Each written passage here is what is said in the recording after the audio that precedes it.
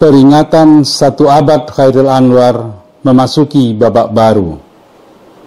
Gramedia selaku penerbit prestisius dari grup Kompas Gramedia akan menerbitkan buku kumpulan puisi hasil karya para pemenang. Lomba cipta puisi dalam rangka peringatan 1 abad Chairil Anwar masih berlangsung. Masih ada kesempatan untuk mengirimkan karya. Batas pengiriman karya puisi pada Rabu 15 Juni 2022. Hingga saat ini sudah ada sekitar 300 karya puisi yang masuk ke panitia. Pada Kamis 9 Juni 2022, panitia peringatan 1 abad Chairil Anwar telah berkoordinasi dengan penerbit Gramedia untuk memastikan rencana penerbitan buku kumpulan puisi hasil karya para pemenang tersebut. Koordinasi dilakukan di lantai 5 Gedung Gramedia, Jalan Palmerah Barat, Jakarta Pusat. Mirna selaku Kepala Divisi Sastra Penerbit Gramedia menjelaskan untuk mencapai target penerbitan buku pada Selasa 26 Juli 2022, panitia harus menyerahkan naskah puisi secara bertahap. Maksudnya, karya puisi yang sudah terpilih bisa langsung dikirimkan ke penerbit Gramedia agar proses produksi buku bisa dikerjakan secara bertahap.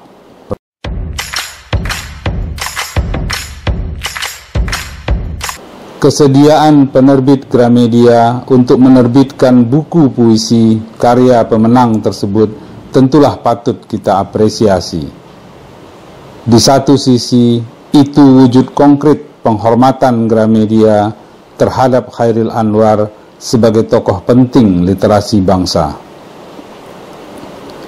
Di sisi lain, itu sekaligus menunjukkan komitmen Gramedia untuk membangkitkan level literasi bangsa. Kita tahu, Gramedia sebagai penerbit telah aktif menggerakkan literasi bangsa sejak 25 Maret 1974, sekitar 48 tahun yang lalu. Oh ya, peringatan 1 abad Chairil Anwar adalah inisiasi komunitas Taman Inspirasi Sastra Indonesia, berkolaborasi dengan Pusat Dokumentasi Sastra HB Yasin.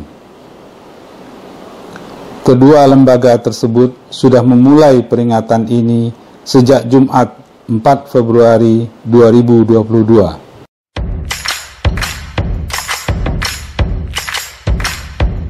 Lomba cipta puisi peringatan 1 abad Chairil Anwar berlangsung secara nasional. Moktavianus Maseka selaku Ketua Pelaksana peringatan 1 abad Chairil Anwar berharap lomba ini menjadi jembatan yang menghubungkan antara karya-karya Chairil Anwar dengan para generasi milenial. Saya miris karena banyak generasi milenial yang belum mengenal Chairil Anwar, belum mengenal karyanya, padahal ia adalah tonggak penting literasi bangsa. Mudah-mudahan melalui peringatan ini, kesadaran akan pentingnya literasi bangsa bisa tumbuh secara signifikan, ujar Moktavianus Maseka optimis.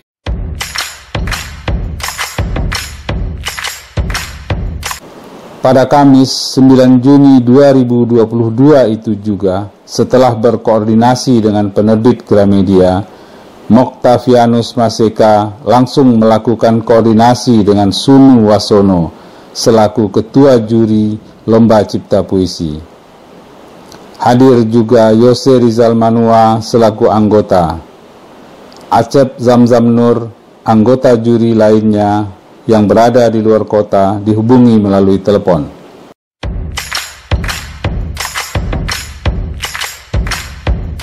Dayos yang saya hormati sama Mas Sunu, dua orang kurator atau juri lomba cipta puisi Sore ini aku mau report atau laporan bahwasanya tadi kita sudah ketemu dengan penerbit Gramedia.